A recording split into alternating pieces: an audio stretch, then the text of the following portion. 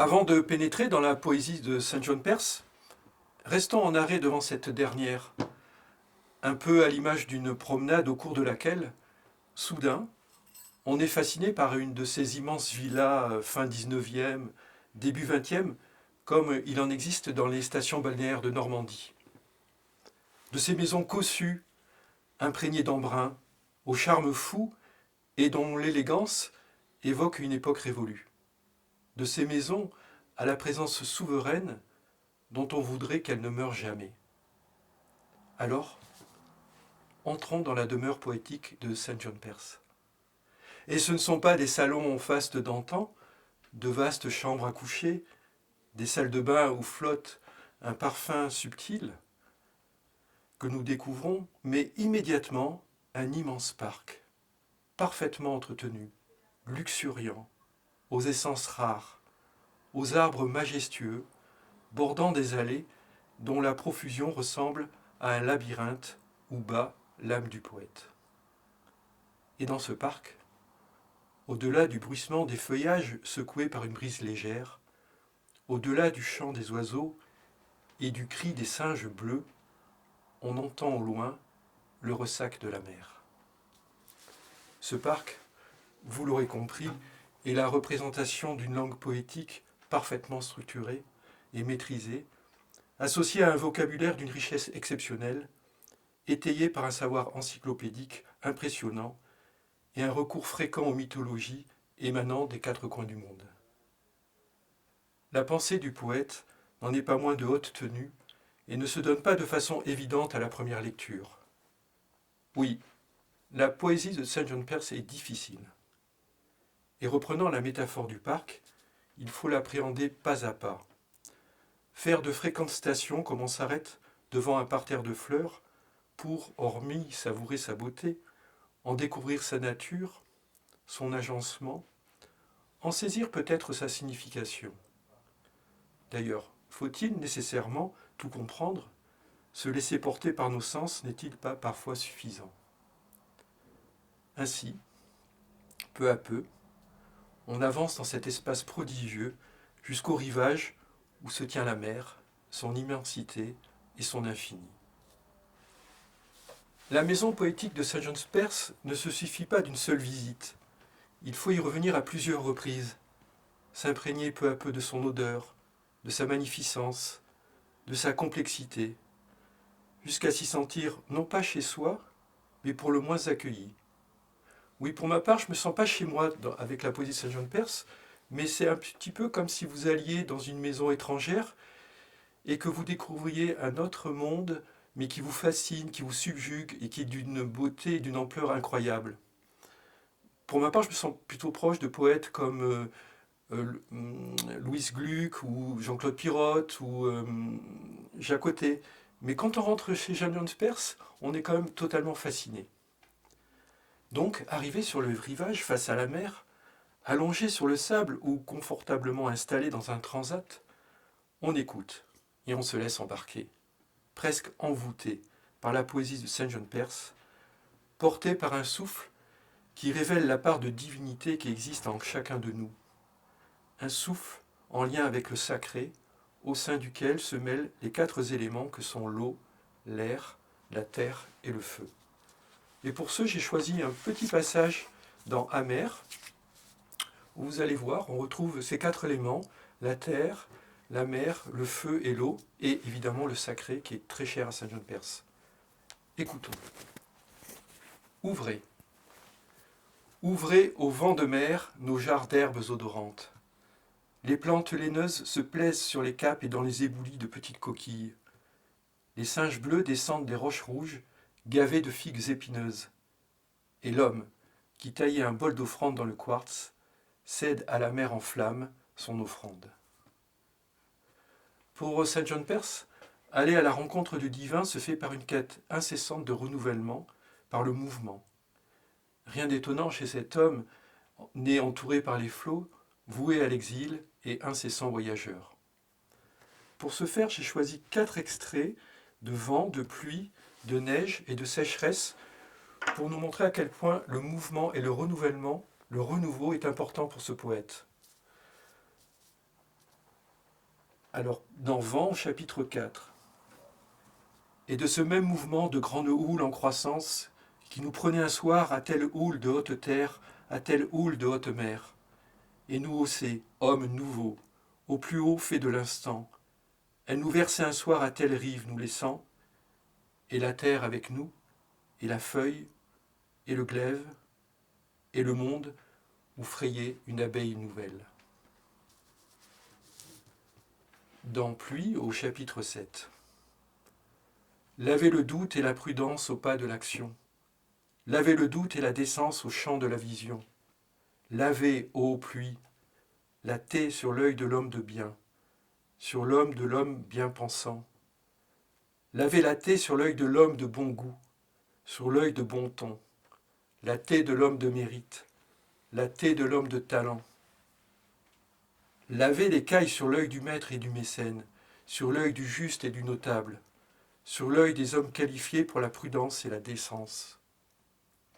Ô pluie, lavez au cœur de l'homme les plus beaux dits de l'homme, les plus belles sentences, les plus belles séquences, les phrases les mieux faites, les pages les mieux nées. Dans Neige au chapitre 4. Voici que j'ai dessein d'errer parmi les plus vieilles couches du langage, parmi les plus hautes tranches phonétiques, jusqu'à des langues très lointaines, jusqu'à des langues très entières et très parcimonieuses. Nous remontons ce pur délice sans graphie, où court l'antique phrase humaine. Et ce fut au matin, sous le plus pur vocable, un beau pays, sans haine ni lésine, un lieu de grâce et de merci, pour la montée des surprésages de l'esprit, et comme un grand ave de grâce sur nos pas, la grande roseraie blanche de toute neige à la ronde. Désormais cette page où plus rien ne s'inscrit. Dans ce passage de Neige qui a été dédié à la mère de Saint John Perse, il habitait New York à l'époque, donc c'est un jour où il neigeait, et à travers cette neige, il y a la métaphore où le poète va petit à petit remonter au langage le plus ancien, et il va même aller jusqu'à la page blanche où plus rien ne s'inscrit.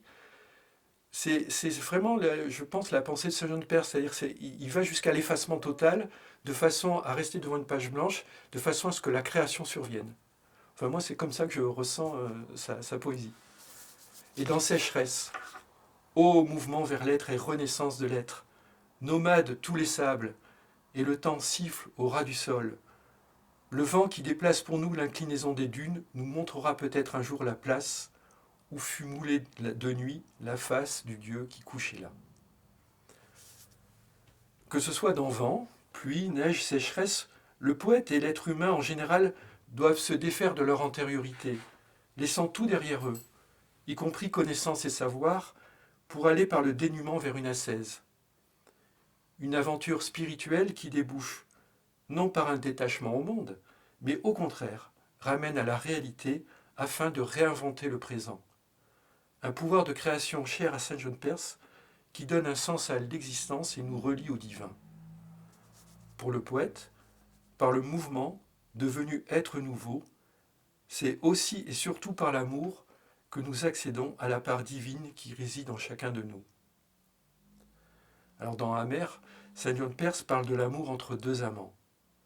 Il ne nous parle pas d'un amour éthéré, mais d'un amour incarné, avec toute sa charge érotique et émotionnelle. Le chapitre 9, intitulé « Étroits sont nos vaisseaux », est un chant poétique de toute beauté, et on ne peut s'empêcher de faire une analogie avec le Cantique des Cantiques, où les amants se répondent l'un à l'autre. Alors j'ai choisi comme exemple ceci. Tu es là, mon amour, et je n'ai lieu qu'en toi. J'élèverai vers toi la source de mon être, et t'ouvrirai ma nuit de femme, plus claire que ta nuit d'homme. Et la grandeur en moi d'aimer t'enseignera peut-être la grâce d'être aimé. Licence alors au jeu de corps, offrande, offrande et faveur d'être. La nuit t'ouvre une femme, son corps, ses havres, son rivage, et sa nuit antérieure où gît toute mémoire. L'amour en face son repère. L'homme lui répond. Submersion, soumission, que le plaisir sacré inonde sa demeure. Et la jubilation très forte est dans la chair, et de la chair dans l'âme et l'aiguillon. J'ai vu briller entre tes dents le pave rouge de la déesse. L'amour en mer brûle ses vaisseaux. Et toi, tu te complais dans la vivacité divine, comme l'on voit les dieux agiles sous l'eau claire, où vont les ombres, dénouant leur ceinture légère. On peut être étonné, voire choqué de la façon dont Saint John Perse considère la femme, amante offerte et soumise. J'entends déjà à juste titre un bruit de révolte féministe. Sans doute faut-il voir cette condition féminine sous un autre angle. Je pense que pour Saint John Perse, cette soumission n'est pas du tout une soumission imposée, mais une soumission qui est voulue par la femme, de façon à ce qu'elle s'offre par l'amour, elle s'offre par l'amour à l'homme, et elle seule permet à son amant d'accéder au divin. Moi je trouve que c'est très beau, c'est la femme qui permet à l'homme d'accéder au divin. Donc la femme n'est pas du tout mise sous un, comment dire, n'est pas rabaissée, voilà. Un amour qui est la meilleure réponse possible, un amour qui est la meilleure réponse possible à la mort. Saint John Perse ne revendique pas le droit à l'éternité qui est l'apanage des dieux, mais dit que l'amour nous permet de faire fi de la mort et de nous en détacher. Alors écoutons une dernière fois Saint John Perse, toujours dans Amer. Vous, de la mort qui m'avez sauvé, soyez loué, Dieu sauf, pour tout ce qui comble qui fut nôtre, et tout ce grand labeur d'amour que vous avez en moi tracé, et tout ce grand cri de mer que vous avez en moi crié. La mort, qui change de tunique, s'en va nourrir au loin son peuple de croyants. La mer ensemencée d'écume assemble au loin pour nous ses chevaux de parade. Et toi, que j'aime, tu es là, mon cœur, mon corps, libre de mort. Prends-en la garde et le souci. Il nous faut maintenant quitter le rivage où, allongés sur le sable, nous avons été nourris d'un souffle odorant, à la fois léger, puissant, issu de toutes les terres et de toutes les mers du monde. Sachant qu'on y reviendra, on referme la porte de la maison poétique de Saint John Perse, avec le désir d'aller au-delà de soi-même pour célébrer l'amour et la beauté, pour accéder à cette part de divinité qui réside en chacun de nous, et également, ce que ne dit pas Saint John Perse de façon explicite, pour trouver en l'autre, par la fraternité ou la sororité comme on voudra, la raison même d'exister.